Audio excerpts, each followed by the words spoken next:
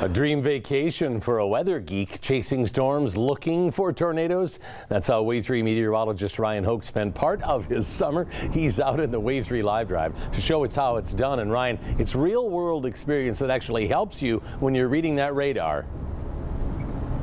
Absolutely. Unlike the movies, though, storm chasing requires a lot of what we're doing right now, driving over the course of thousands of miles and many hours. But when we get to that thunderstorm, it can be quite a sight to see. For over a decade, Wave 3 News meteorologists have been chasing severe storms coming at us and tornadoes in the Great Plains. This past May, I journeyed across Texas, Oklahoma, and Kansas in pursuit of these storms and brought back some amazing video. What you're witnessing isn't an alien invasion.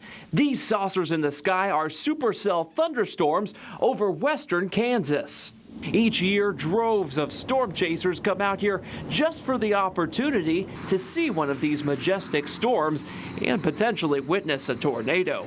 As a meteorologist, these storms and the flat plains they form over are the perfect laboratory. Since my high school days, I've been traveling to Tornado Alley to learn as much as I can. This lesson plan doesn't have an end as I continue to sharpen my skills as a severe weather forecaster every year.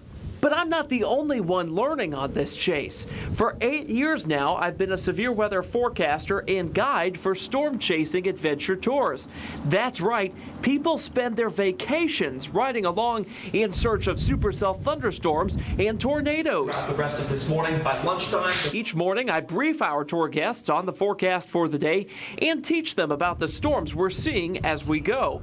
It's really the only vacation where travelers wish for bad weather. For these folks, it was certainly a busy week as we traveled over 2,700 miles. Even though we chased a few storms in Texas early on, Kansas proved to be the most active. We chased this storm behind us here near Jetmore, Kansas for multiple hours as we went throughout the Wednesday of our chase, put down a few funnels, even a tornado or two. Definitely one of the better chase days for us here in Tornado Alley. The photogenic structure of this storm lit up social media as photos poured in from members of our group. We even streamed the storm live on Wave 3 News. As if that weren't enough, the next day we had an encounter with a funnel cloud on a storm near Tribune, Kansas. This storm proved to be another photogenic one as rain-cooled air developed a sweeping Arcus cloud late in the storm's life cycle. Forecasting severe weather for a group of storm chasers is the ultimate trial by fire. Learning from this experience in Tornado Alley makes for a better forecast for you and your family here in Wave Country.